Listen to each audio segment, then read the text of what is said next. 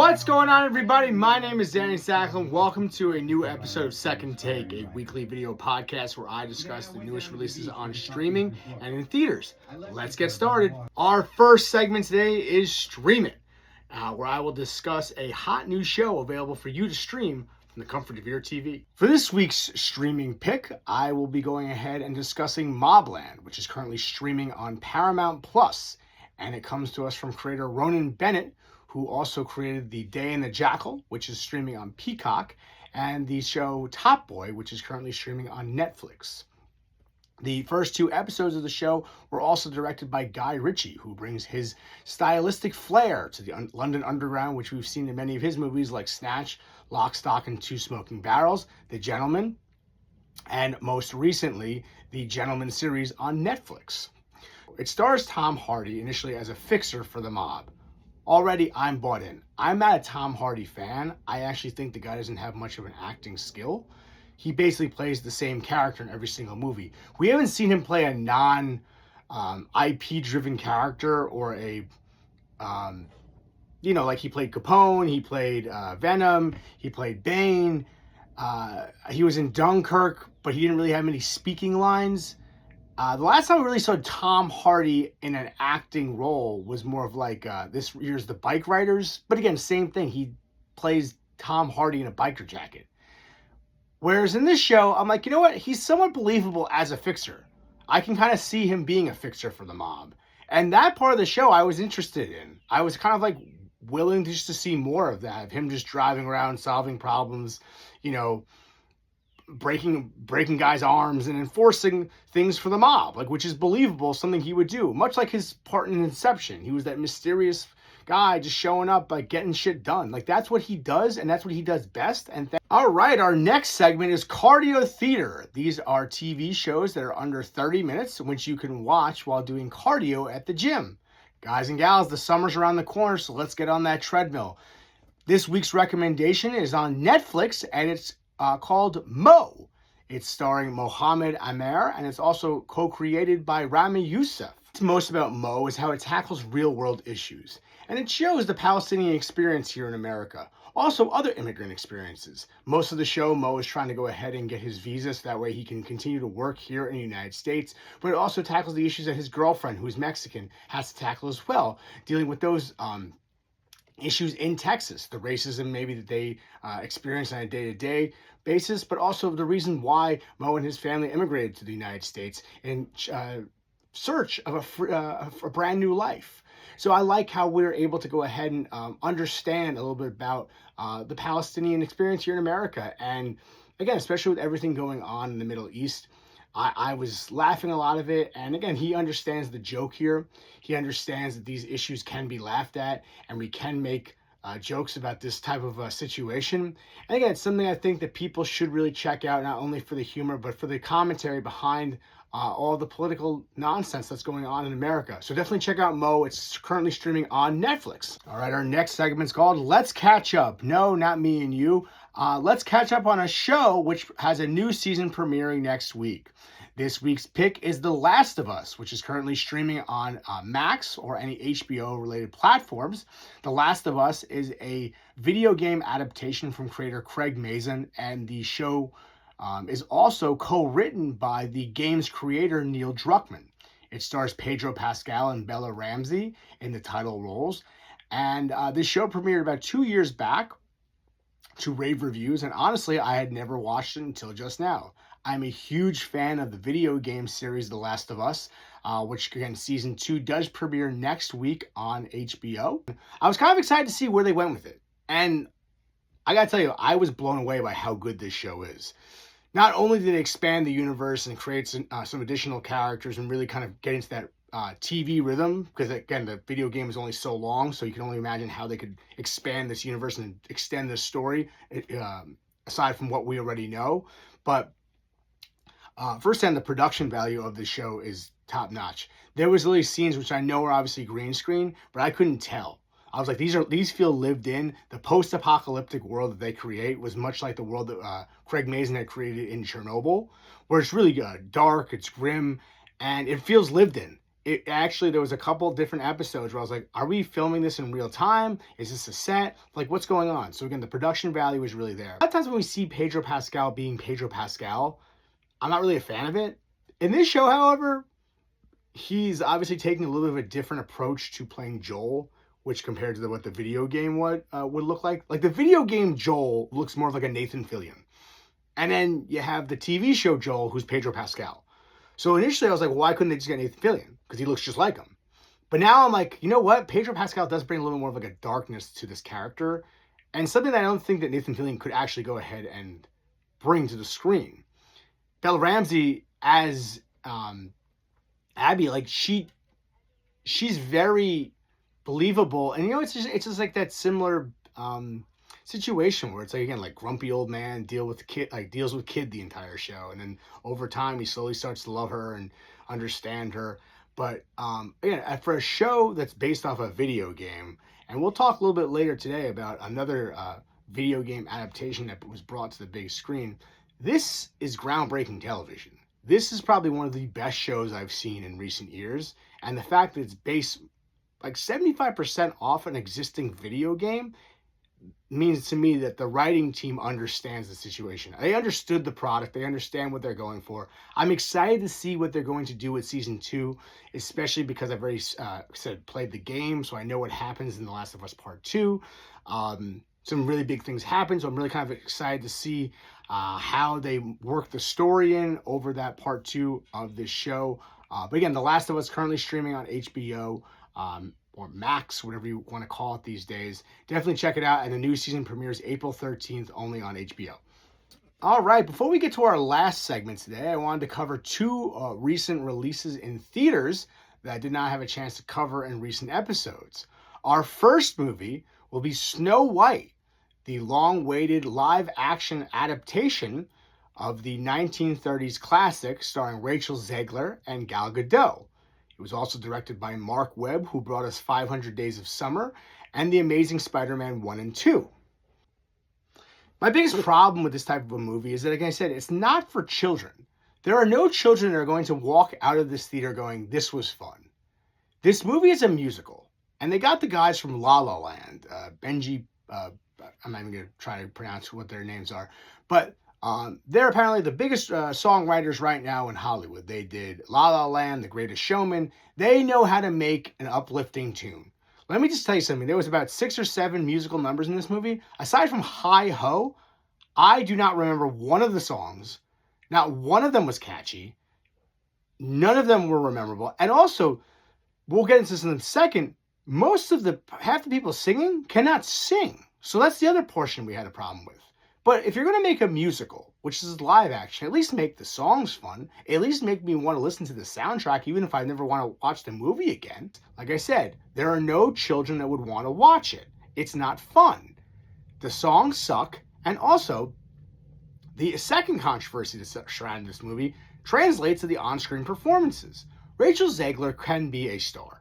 She was really good in West Side Story. I actually thoroughly enjoyed her in the Hunger Games. I think she is a talented girl, a very talented actress. I think that she may be picking some interesting projects, much like her West Side Story co-star and former Fire Your Agent recipient Ariana DeBose, really going into big budget movies and franchise stuff that, again, you're a Broadway actress. Like, you want to sing and dance and do all that stuff. Stop doing big movies. Like, just stop. Like, just do movies that are like she was in the Shazam, Fury of the Gods. That movie sucked. She was actually one of the better parts of the movie, but like the part of the movie that she was in that was actually good was like where she was just trying to play a teenage girl. And I was like, oh, okay, that's believable. Like, she's, again, 21, so she's not like, she reminds me of a teenage girl. Like, it makes sense. Even in Y2K, that movie that came out earlier this year, which was utterly forgettable, she was pretty good as, again, the female lead. She was a teenage girl. Like, it's believable if she was going to play a high school student, okay? They could probably sub her in for, like, the new season of Euphoria, and I'd believe it. I'm like, all right, cool. Like, she'll be like the heroin-addicted choir girl. That would be a great storyline.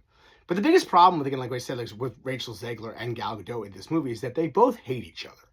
mainly due to their off-screen political views, where Rachel Zegler has made numerous attempts to go ahead and give her input on the war in Gaza, saying that we should free Palestine, etc., whatever. Again, like I said, she's a young girl who, may have used her platform in the wrong ways to go ahead and promote her idea of what she believes was going on over there in the Middle East. And then you have Gal Gadot, who is actually in the IDF, and she believes the complete opposite. So you can clearly tell that these two hate each other, and that Gal Gadot has no respect for Rachel Zegler, which honestly kind of translated on screen, and it made the movie somewhat watchable at points. A lot of people were like, "Oh, like Gal Gadot can't act," which, to be fair, there was a lot of scenes that kind of proved she can't, and she also cannot sing. So I don't know why they put her in a musical. I don't know what executive said, like, "Hey, I know a lot." They were like, "Oh, well, we have Wonder Woman. If we get Wonder Woman on this screen, then we get people to go ahead and see this." But she can't sing, and her acting ability is only so much, only so limited, that thankfully her real life hatred of Rachel Zegler translates on screen, and she's really believable as the evil stepmother. And she's believable that she would want to go ahead and basically kill Rachel Zegler, because you could just tell at points in this movie she was just like, "Girl, I swear to God, if you tweet one more thing about Palestine, like, I'm going to kill you." And like, that was very evident in the on-screen performance. So to me, I was like, you know what? This is fun. This is a good time. I'm having fun with this. But again, like I said, this movie is not for kids. It's for adults. And you know why I figured that out? Because I was thinking about it. Like I said, based off everyone on screen, based off everything that's going on, okay, you don't have, you wanted to go ahead and create live action dwarves. Okay, that didn't work. So now you made CGI dwarves that are terrifying looking. They are terrifying. They look honestly terrifying. I don't know why anyone would think that this was a good idea for children. You are better off showing children their parents going through a divorce than to watch this movie. It's more fun, because this movie was not fun. And again, this movie is not made for kids. It's made for those Disney adults, those people who are in their mid-30s, who grew up on Disney and never grew up, and now they spend $10,000 to go fly out to Disneyland to eat pancakes with Mickey and Minnie. That's what this movie is made for. And they're hoping that those people have children and that they'll bring their children to go ahead and see this movie. The only problem is, again, like I said, they changed everything about the original movie that those Disney adults actually liked. So now those people aren't going to want to bring their children to see this. And when they do bring their children to see this, their children will be like, "Well, this movie sucks. I don't want to see this." And now they're not going to want to see any more Disney movies. So that didn't really make any sense to me. But yeah, in the end of the day, is Snow White the worst movie I've ever seen? No. There's a lot of kids movies that are way worse. Hey, listen, the movie had a beginning, middle, and end. And Mark Webb had some pretty cool sequences in the middle with the CGI and visual effects. Again, this was a well-made movie. There was money that was put into this thing. The budget was $250 million. You could tell where they spent the money. Like, it looks good. I saw it in IMAX, and I was like, you know what? The IMAX actually may have given it an additional star to my, I gave it a 2-star in Letterboxd, and that's why. But in the end of the day, Snow White is a completely forgettable movie. You could probably wait for it to stream on Disney+. And it'll bring us into our next topic, which is a Minecraft movie. Another big budget production based off existing IP. In this case, a video game adaptation of the popular video game. Much like my review of Snow White, I have absolutely zero idea what Minecraft is about or how to play it, because I am not in elementary school. Apparently children love this game. I've asked numerous friends of mine who are gamers to explain to me how you play Minecraft. They could not explain it in 10 words or less. That's not a good sign for something that's going to become a movie. And that's what happened on screen. Minecraft is brought to us from Jared Hess, who, if you did not know, is also the director of Nacho Libre, Gentleman Broncos, and Napoleon Dynamite. And you might say, "Oh my God, Napoleon Dynamite, right? That has nothing to do with Minecraft, so why would they hire this guy to make this movie?" That's the exact thought I had. Minecraft stars Jack Black and Jason Momoa and Danielle Brooks in the 3 lead roles. And again, like I said, it's exactly what you'd expect from a Jack Black comedy. I think that the studio didn't know what to do with this movie. And you can tell, because there's like 6 writers on the film, which is never a good sign. That means that like there's been probably 12 or 15 different versions of this script. and all those people that are credited, there are probably even more ghostwriters that they had to fix the script. They don't know how to make a story out of a game that really doesn't have a story. And they try to make a story in this movie. And for the first 45 minutes, I was kind of like tagging along with it. I'm like, okay, that makes somewhat sense. And then the action just comes and they just go. It was, I couldn't tell you what happened in the second half of this movie. It was just nonstop mayhem with the, again, the I'm not the person to review this movie. All I'm going to say is that, like, this movie is ADHD on script, like, on film. Like, it's all over the place. I will say, though, that Jack Black is probably the weakest part of the movie. Jason Momoa, however, is going down that Channing Tatum route where he should kind of understand that he should only do comedies because he's not, like, a good actor and he only, like, can do certain things. Like, yeah, like, he's Aquaman. Like, I don't want to see Jason Momoa in, like, a drama. Like, he was Khal Drogo and Aquaman. Those are, like, the two perfect roles for Jason Momoa. But aside from that, like, remember him in Fast X? Like, that was such a bad performance. I was like, this guy's career is over. And then I saw him in this, and I was like, oh, he could do the same thing as Channing Tatum, where they can play lovable losers. And again, since they're in somewhat decent shape, if they have like that dad bod, but they're like, they're like those lovable drunks. Like, that's what he's going to be able to go ahead and accomplish, because he accomplishes it in this movie. He's a producer on the film too. He really went for it, and I kind of appreciated that, because probably because he is a producer on the movie, he was like, I have to save this fucking thing. Like, I don't know where it's going with this. The movie is all over the place, and I think that he's just trying his hardest to, like, make people laugh at least, and just make people like him. Like, he had some redeeming arcs in the movie, and, like, his character, like, you can kind of, like, feel for him at points. But Jack Black is basically doing what they hired Jack Black to do. They're like, hey, we have another, kids movie that we just need you to come in and make fart jokes and, like, hop around in your underwear and just be Jack Black. And he's just like, okay, like, cool. Like, it was just the same thing like in Borderlands. Like, they just hire Jack Black just because they can get kids probably to go see it. And listen, I'm a fan of Jack Black. I really like him in everything I see. But, like, I could tell recently with some of these kids movies that they understand that kids love him. And he could just kind of keep doing the same, like, dumb humor that he does. And that'll make some kids laugh. For me, I was like, all right, I'm kind of tired of seeing this after the end. Like, I would rather see more of Jason Momoa and Danielle Brooks from Orange is the New Black. I think she's very funny too, and she's like the female lead in this movie. Like, those two are very funny, and like, we don't see that much of them on screen in these type of roles, so it's a little bit more. It was more fresh to me. Whereas again, Jack Black's just playing the same character he plays in every single movie. But the Minecraft movie to me was a really forgettable movie. And again, apparently, according to the IMDb, the Rotten Tomatoes score, the critics really didn't like it, but apparently the audience loved it. I will say, though, that in the screening I saw it in IMAX again. I think these kids' movies should only be seen in IMAX, but then I realized, too, if you have a family of like 4, that's like over $100 to see this really subpar movie, which will bring us into our next segment. But again, I didn't notice any other kids in the theater looking like they were having fun. Like, no one was laughing, no one was cheering. When I saw the Super Mario Brothers movie, like that movie, people were cheering, they were laughing, like they were having a good time. I think everyone was just as confused as I was with this one, because I was looking around and some of the parents, they were just like, dear God, make this end.